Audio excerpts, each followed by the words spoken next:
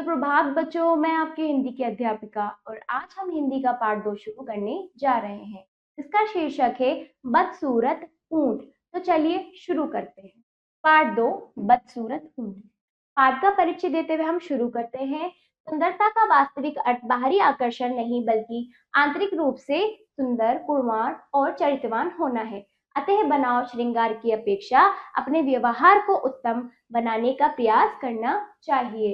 प्रस्तुत पाठ में यह सीख एक अच्छे उदाहरण के रूप में दी गई है। इसमें बस ये बताया गया है कि हमारी जो सुंदरता होती है, हमारी सुंदरता वो होती है जो आंतरिक रूप से होती है, बाहरी नहीं।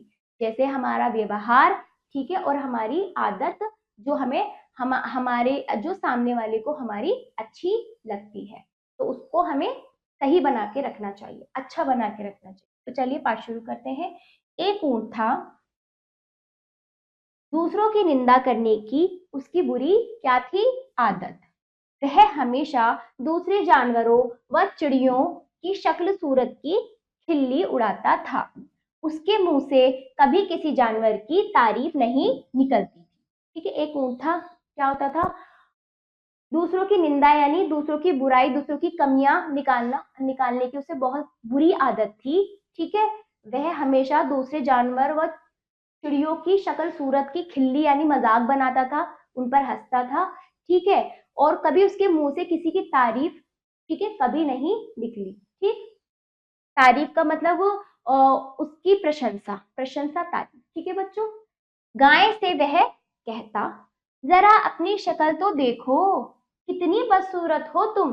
हड्डियों का ढांचा मात्र है तुम्हारा शरीर, लगता है तुम्हारी हड्डियां खाल फाड़ कर किसी भी क्षण बाहर निकल आएंगी।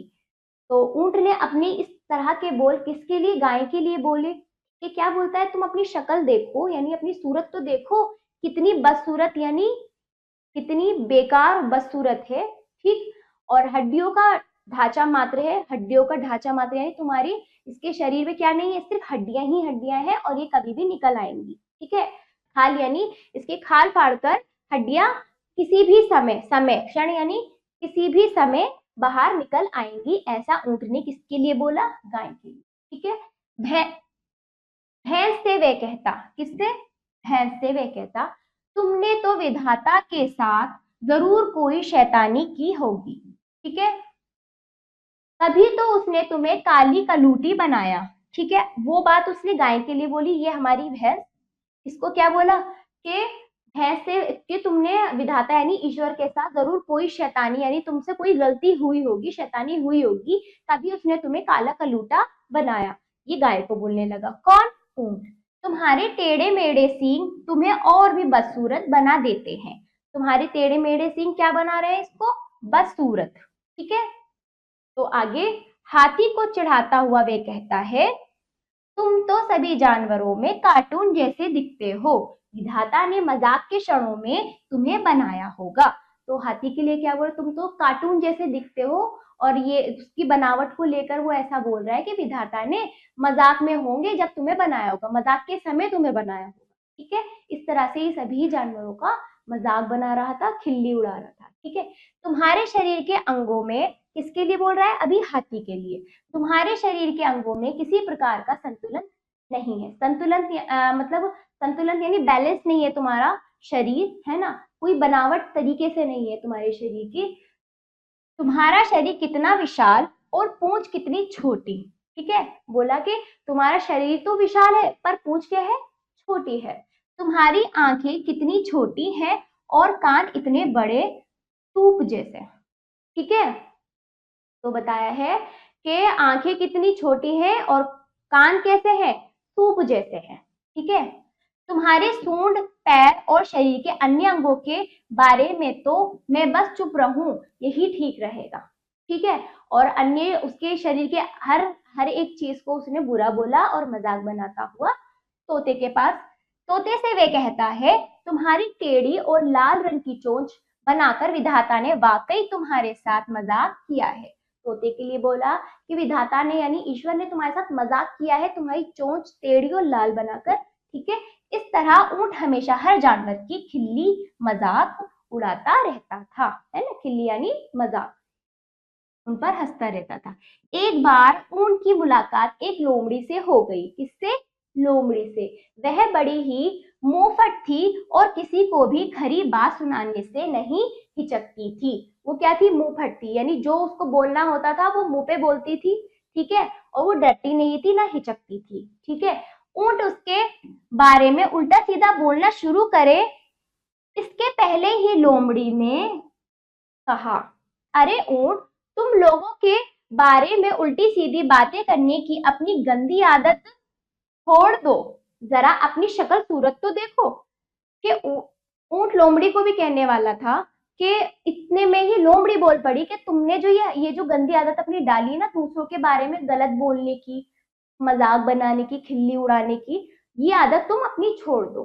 जरा अपनी शक्ल सूरत तो देखो, तुम्हारा लंबा चेहरा, पत्थर जैसी तुम्हारी आंखें, पीले पीले गंदे दांत, टेढ़े मेढ़े बद्धा सा कुबड़ा। कुबड़ा यानी इसे कुबड़ा बोलते हैं, ठीक है। तो लोमड़ी ने आगे बोला, तुमने अपनी शक्ल देखी? ये तुम्हारा ये लंबा लंबा चेहरा और पत्थर जैसी आंखें और पीले पीले गंदे दांत है तुम्हारे, टेढ़े मेढ़े बद्धा सा कुबड़ा। दूसरे जानवरों में तो एक दो खामियां हैं, मगर तुम में तो खामियां ही खामियां है। खामियां यानी कमियां। दूसरे जानवर में तो एक दो कमियां, तुम्हारे अंदर तो कमियों की क्या है? तुम्हारे अंदर कमियां ही कमियां भरी पड़ी है। लोमड़ी की खरी खरी बात सुनकर ऊंट का सिर शर्म से झुक गया। शर्म यानी लज्जा। उसकी बातें सुनकर उसको क्या हुआ? खुद पे शर्म आने लगी, ठीक है, और उसका सिर लज्जा से यानी शर्म से झुक गया। वह चुपचाप वहां से खिसक गया और फिर वो वहां से क्या हो गया? चला गया, वहां से खिसक गया। दूसरों की कमियां ढूंढने से पहले अपनी कमियों पर नजर डालिए। सही बात है, हम दूसरों के अंदर कमियां देखते, कभी खुद में भी देखना चाहिए कि हमने कितनी बड़ी कमियां हैं, है ना। तो जो जिसके अंदर कमियां होती है वो दूसरों की कमियां निकालता है, खुद ही निकालता है, और जो अपनी कमियां देखता है वो दूसरों की कमियां नहीं निकालता। तो इस तरह से ये पाठ आपको अच्छे से समझा दिया है बच्चों मैंने। तो चलिए आगे बढ़ते हैं। इस तरह से यही बताए कि हमारे जो गुण होते हैं, हमारी जो सुंदरता होती है वो हमारे व्यवहार में होनी चाहिए, जो सामने वाले मनुष्य या किसी के लिए वो चीज समझ आए, उनको अच्छी लगे, है ना। ऐसा नहीं कि हम किसी को अपने बोल से उसका दिल दुखाए, उसका हृदय तोड़े, ठीक है। इस तरह से इसमें सुंदरता वो होती है जो सामने वाला हमारी तारीफ, हमारी प्रशंसा करे, ठीक है। शब्द पोटली, तारीफ, प्रशंसा, संतुलन, बराबरी, ठीक है। शर्म, लज्जा, विधाता, ईश्वर, खामियां, कमियां, खिसक गया, चला गया। आगे बढ़ते हैं। बातों ही बातों में इन प्रश्नों का उत्तर आप दीजिएगा बच्चों, और लिखिए क्या पढ़ा, जो भी आपने पढ़ा उनका उत्तर आपको लिखित रूप में देना है। अब आ जाइए, सही उत्तर वाले गोले को रंगिए। का किसी जानवर की तारीफ नहीं निकलती थी।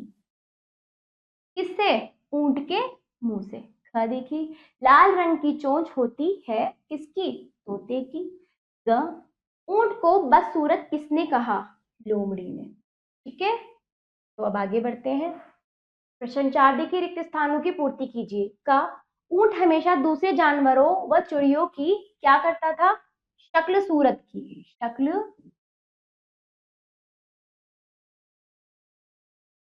सूरत की खिल्ली उड़ाता था। हाँ देखिए, तुम्हारे शरीर के अंगों में किसी प्रकार का डैश नहीं है। क्या नहीं है? संतुलन,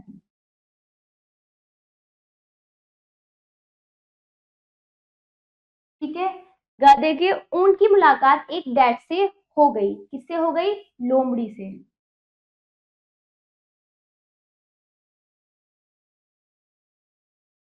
हाँ देखिए, लोमड़ी किसी को भी डैश बात सुनाने से नहीं हिचकती थी। क्या? खरी खरी बात सुनाने। ठीक। सही वाक्य के सामने सही तथा गलत वाक्य के सामने गलत का निशान लगाइए। का देखिए, ऊंट को निंदा करने की बुरी आदत थी। सही। हाँ, ऊंट गाय को हड्डियों का ढांचा मात्र कहता था। सही। तो देखिए, भैंस को काली कलूटी लोमड़ी ने कहा। गलत। ठीक। हाथी के कान छोटे होते हैं। गलत। क्वेश्चन नंबर 6 देखिए, किसने किससे कहा? जरा अपनी शक्ल तो देखो, किसने कहा? ऊंट ने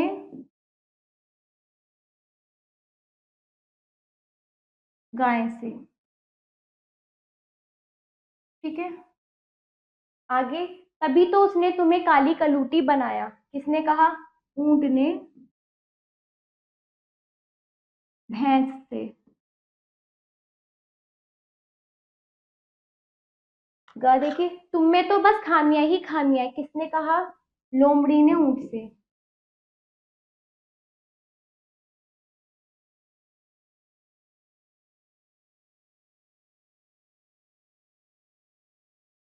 ठीक है, तो इस तरह से आपका ये पाठ समाप्त होता है। आशा करती हूँ बच्चों आपको ये पाठ अच्छे से समझ आया होगा और आपको इससे कुछ सीख भी मिली होगी। तो अब हम मिलते हैं अगले पाठ पर। आप इसका अभ्यास कार्य अपने अभ्यास पुस्तिका में जरूर कीजिएगा। धन्यवाद।